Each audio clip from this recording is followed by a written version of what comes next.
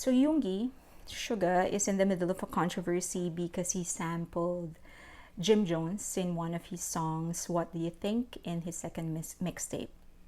For those of you who don't know, Jim Jones is a cult leader who led like almost 1,000 people to their death, basically a mass suicide. And so a lot of people were criticizing Yoongi Suga, and there are two theories. One is that he did not know who Jim Jones was and decided to include that part to sample him for aesthetic purposes. Second theory is that he knew who Jim Jones was, did not care, and still included him in the song, either to glorify what Jim Jones was doing or just for aesthetic purposes. I think the second theory is very unlikely. I don't think he would include somebody evil, just for aesthetic purposes. And I also do not think that he would intentionally glorify evil. I don't know his real intentions behind the song. I don't know him personally. I don't work for Big Hit, but you asked me for my interpretation, and so here goes. The song is very, very clearly Yoongi's, Suga's statement against haters. So this is him telling haters and oppressors and manipulators, telling him, I don't care about what you have in mind. I don't care about your opinion.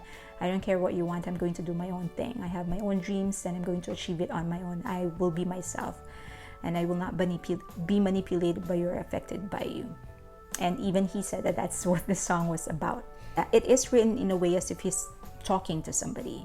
And so it is but logical for us to determine who he was talking to. And so if that was him telling somebody, I've had enough of you, I will not be manipulated by you, we can ask, who was he talking to? Could be the listeners, could be his own mind, it could be the universe, but there is also the possibility that he's talking to the second person who actually appeared in the song, which is Jim Jones. And so let's look at the narrative sense, if it makes narrative sense. Jim Jones is an oppressor, he's a manipulator. And Yoongi, Suga, was talking against a manipulator. And so it's logical. It makes narrative sense that Yoongi was actually, he was fighting him. So there is a narrative connection. For us to confirm that, we can actually look at other elements in the song, which is instruments, melody, and the song was actually opened with Jim Jones. And then there is an instrument that escalated before Yoongi delivered his first line, which is, what do you think, what do you think, what do you think, I don't give a fuck. He interrupted the speech of Jim Jones in the middle of one of his sentences. He interrupted with the instrument. And so that in itself would give you a clue that this is not a friendly conversation. Suga was antagonizing the speaker. So he used Jim Jones as an antagonist, and he's the protagonist. It's as simple as that.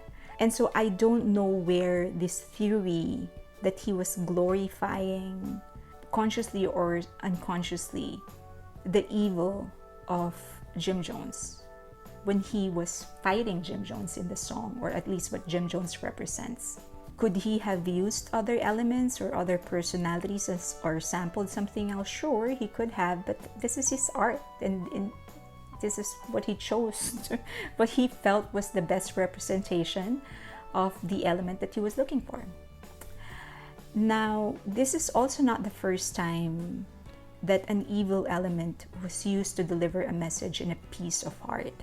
They do it all the time in movies. They show rape, murder, abuse, drug addiction, drinking of human blood. But does it mean that they are glorifying all of these things? No. These are just elements that they use to deliver a story, to tell a story, and to deliver a message. It's even used in photography, in paintings. In photography, not all elements are beautiful. Sometimes a photographer can include a piece of trash in the frame. It doesn't mean that he is glorifying trash. It just means that it's necessary for him to tell the story that he's trying to tell. And the same thing is true with paintings. Some paintings actually portray mass murder. Doesn't mean that he's glorifying mass murder. It's just a piece of art. In fact, this is not even the first time that Jim Jones was sampled. There have been other producers and singers who've sampled him, or other evil personalities for that matter. Now, independent of that, now that I've already expressed how I interpret the song, independent of that, he actually did a live. He talked about the behind the scenes, the process that the songs went through, and the processes that he goes through as a producer and as a songwriter. He said two things that I think will play a part in how we interpret this entire situation. One is that his Big Hit actually has a department that looks through the song before it is released, and they make recommendations. They tell them if they don't think it should be at certain elements should be in the song, or the lyrics should be rewritten or whatever. And so it is safe to assume, at least reasonable to assume, that they knew about Jim Jones, and that they told Yoongi, if he didn't already know, that they told Suga who Jim Jones was. At first they said that the lyrics was a little too aggressive, but I digress. So the point is that we can assume that somebody looked through this and that they informed him if he didn't already know who Jim Jones was. Second is that he said that he sets traps in his albums. He specifically mentioned the cheetah and What Do You Think as traps. When he meant trap, when he said traps, I think he meant bait. He said that he compared it to having cockroaches in a house. He said that if you have cockroaches in a house, you will set traps so that you can catch the cockroach, and then they will die. And he said that people don't learn. They will continue to fall into his traps, and they will complain, and he laughs at them. He said specifically, as I've said, that it's the cheetah and What Do You Think? And so it is again safe to assume that he's fully aware of what he was doing when he made and when he released this song, based on what he personally said. But the other important takeaway in this entire situation is how fans and haters took it. Somebody made an assumption right away, and they assumed the worst. Some people were writing Big Hit to take out the song, or at least take out that part of the song, and that's well within their right as people to write Big Hit. Big Hit, in fact, has a facility. They have an email address and a form that you can fill up if you want to email them. And so, they're practicing their right. There's nothing wrong about it. But it's just interesting that the first thing that they did is, instead of asking for clarification or try to examine and interpret the song, the first thing that they did is write Big Hit and tell them, take this part down, or take out this song, what you effed up or whatever. But I would recommend that you all watch his V Live. You would see how thoughtful he is as a producer and as a composer.